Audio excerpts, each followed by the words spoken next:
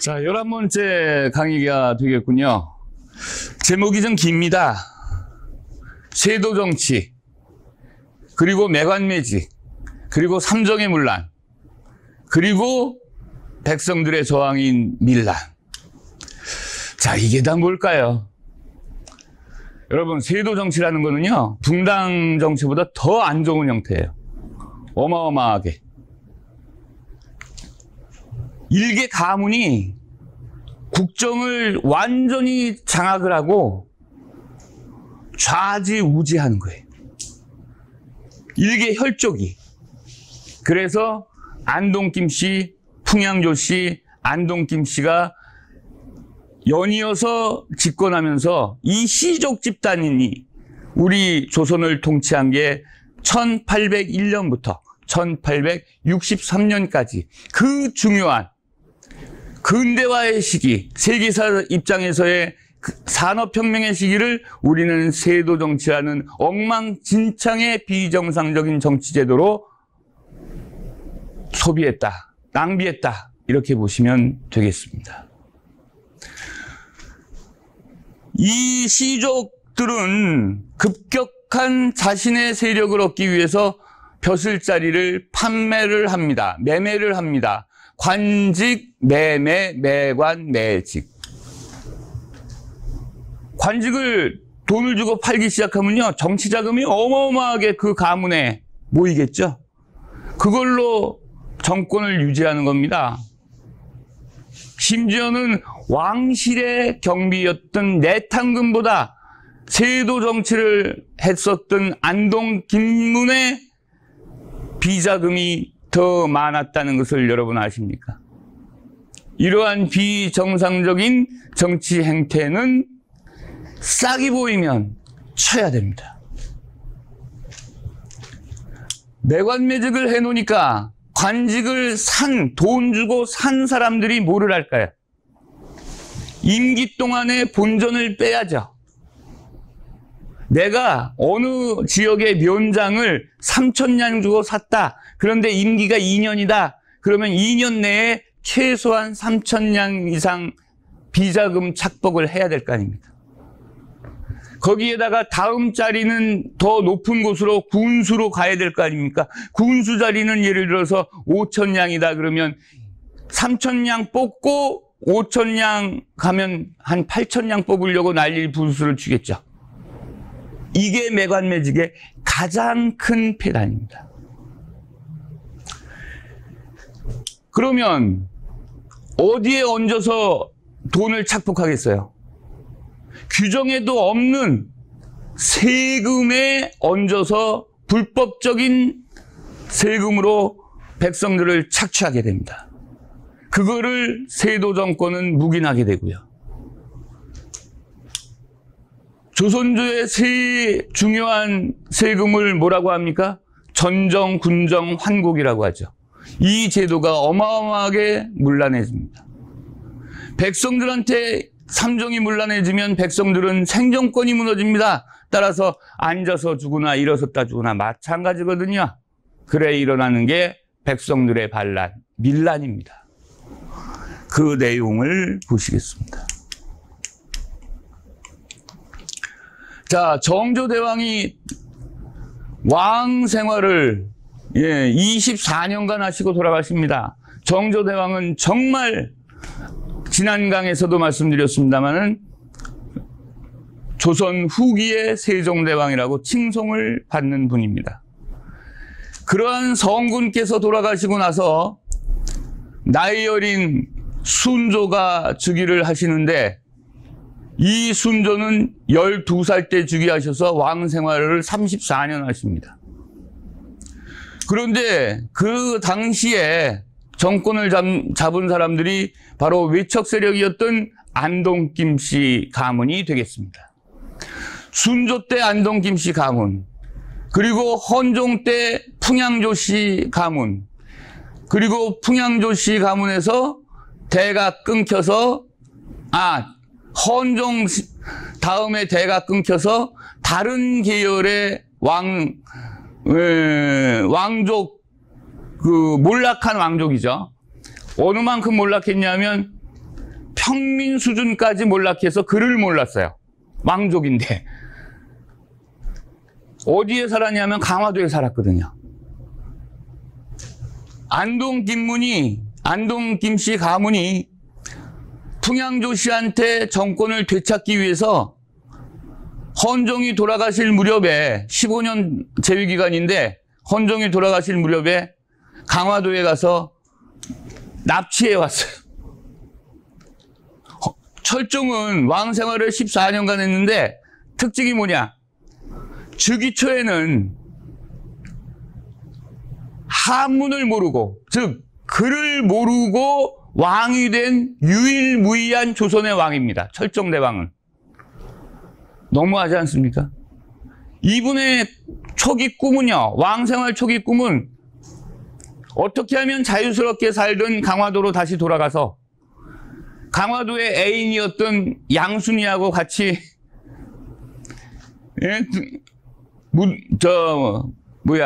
만인산을 오르내릴까 하는 생각만 하셨다고 합니다. 얼마나 왕생활이 스트레스겠어요. 그런데 그러한 왕을, 허수아비 왕을 놓고 안동 김문이 정치를 좌우했다는 겁니다. 자, 이러한 60여 년간의 세월은 서양에서는 가장 중요한 기간이었죠. 19세기 전반기에 엄청난 발달들을 했죠. 다시 말씀드리겠습니다만 서양은 근대 이후를 주도했습니다. 중세까지는 동양이 중심이었으나 중세를 넘어서 근대로 가면서 근대와 현대는 서양 중심 사회 아니겠습니까? 서양은 르네상스와 종교개혁으로 종교에서 탈피했습니다. 그리고 시민혁명으로 민주주의를 만들어냈습니다. 그리고 산업혁명으로 경제적 부를 만들어냈습니다. 인간중심 사회, 평등한 사회, 그리고 물질적인 풍요를 만들어낸 게 바로 18세기, 19세기 아니겠습니까? 그런데 우리는 세도정치로 지배층과 피지배층의 극심한 혼란을 겪었다는 겁니다. 이 63년의 세도정치가 만일 없었다면, 역사의 가정은 없습니다만 우리는 일제한테 식민화되지 않았으리라고 저는 확신하는 사람입니다. 물론 우리만의 탓은 아닙니다만 식민지가 된 이유는 일본 탓도 있지만 우리 스스로의 반성을 해본다면 바로 19세기 전반기에 세도정치 기간의 국력은 떨어지고 사리사욕만 난무했던 그런 혼돈의 세월이 되겠습니다. 너무 아깝습니다.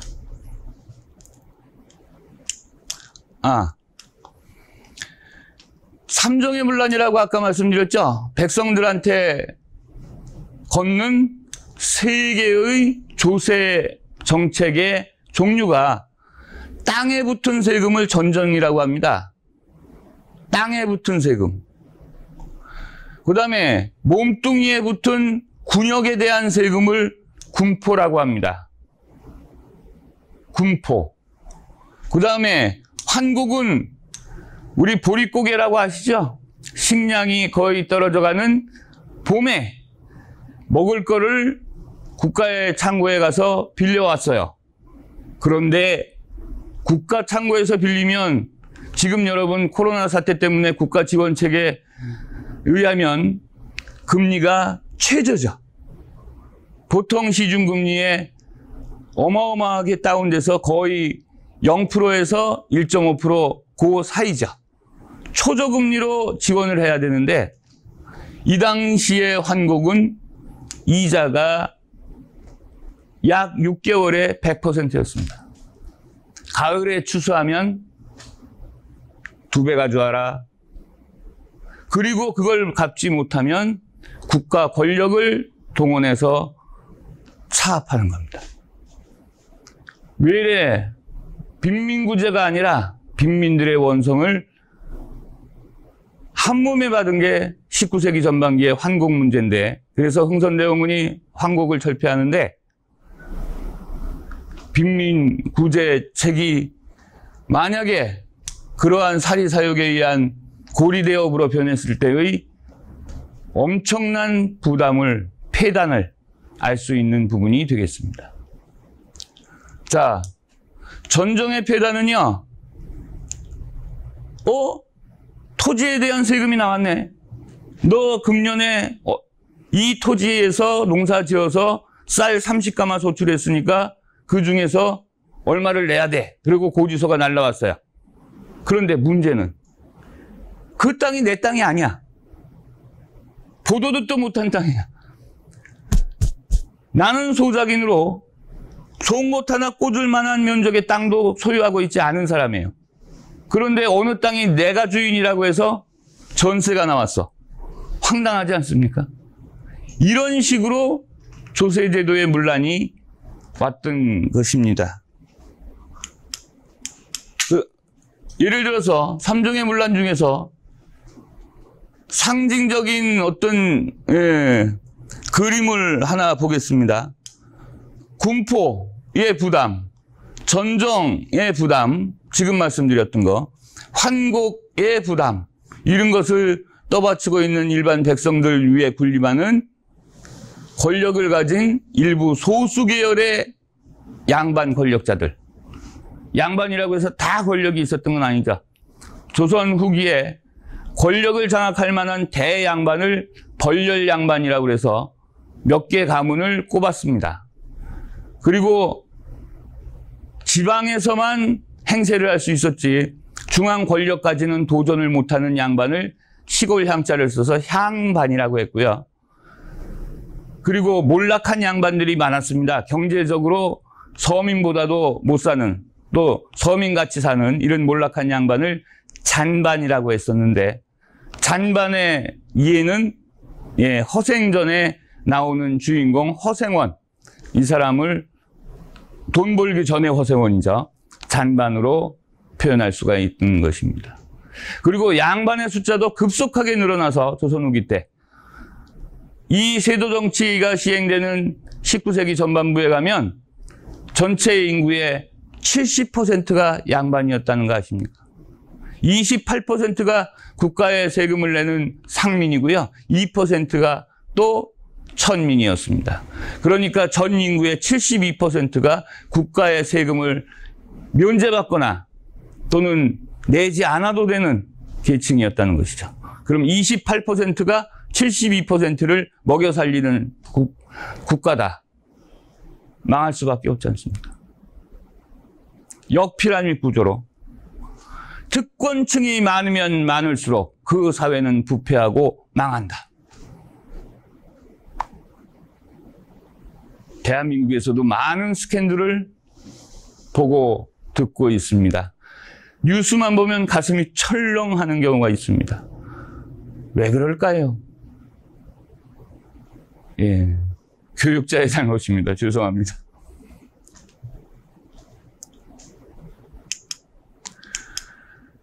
자, 군정의 폐단, 즉 군포의 폐단을 보겠습니다. 여기 황구천정이라고 나오고요. 여기 백골증포라고 나오고, 예를 들어서 인징이나 족징 같은 게 나오는데요. 백골증포는 원래 국방을 담당하는 의무가 있는 사람들이 정남입니다. 16세 이상 60세 이하의 사람들이 국방의 의무가 있기 때문에 군포를 내도 그 기간만 내는 겁니다. 16세 이상 60세 이하 45년간. 그런데 예를 들어서 어떤 남자가 쉬운에 죽었어요. 조선시대의 평균 수명은 48세였습니다. 지금같이 막 82세 이렇게 나오는 게 아닙니다. 50에 죽었어요. 남자가. 근데 아직 군포 내는 기간이죠. 사망신고를 하러 유족이 갔어요. 관아에. 사망신고를 안 받아줘. 왜? 사망신고가 되는 순간에 군포 명단에서 빠지기 때문에 그 탕관오리의 수익이 줄어요. 그러면 시체에다가 군포 세금을 부과하는 거죠. 시체를 다른 말로 뭐라 그래요? 백골이라고 그러죠. 백골한테, 죽은 사람한테 징포, 군포를 징수했다. 참 대단합니다. 황구첨정은 뭐냐? 어린아이가 응애하고 태어났습니다. 입술이 노랗죠? 노란 입이란 뜻입니다. 어린아이란 뜻이거든요. 16세 미만의 어린아이한테는 군포를 안 받는 게 정상이죠. 그런데 응애하고 태어나는 순간에 남자 사내아이다. 군적에 올립니다. 그리고 군포가 나와요. 제가 정약용 편에서 그 억울함을 호소하기 위해서 아버지가 자신의 생식기를 잘랐다는, 그리고 죽었다는 사례를 말씀드렸을 겁니다. 기억나시나요? 그럴 만큼 군포의 폐단은 황당했다는 겁니다. 인증, 족증 같은 것은 연대 책임입니다. 어떤 사람이 군포를 엄청나게 연체를 하고 야반 도주를 했어요. 그러면 이웃집에서 물어야 되고요. 친척이 물어야 되고요. 그게 인증, 족증입니다. 연대 책임으로. 이렇게 해서 긁어 모은 게 국가 재정으로 건전하게 들어가는 게 아니라 탕관오리의 매관매직에 대한 비자금으로 착복돼 나갔다면, 여러분, 지금 이런 공무원이 있다면 여러분은 어떻게 하시겠습니까? 가만 안 있으시겠죠? 지금은 없습니다. 삼정의 문란 중에서 가장 극심했던 게 환국의 문란이라고 합니다. 19세기에. 쌀 좀 빌려주세요. 그리고 너무 배가 고파서 관아에 가서 쌀을, 곡식을 빌렸습니다. 이 아전이 뭐라고 해요? 2배로 갚아라. 추수하면. 그럼 보릿고개에서 늦봄에 식량 떨어져요. 그리고 가을에 추수하면 그 기간이 얼마예요? 한 6개월? 7개월? 길어야 8개월이죠. 몇 배로 갚아라? 2배로 갚아라. 이거는 빈민구제책이 아니죠. 원래 환곡은 빈민구제책으로 국가에서 운영하는 것인데 초저금리 내지 원곡만 받는 거거든요. 빈민구제책이 아니라 빈민 살해책이죠.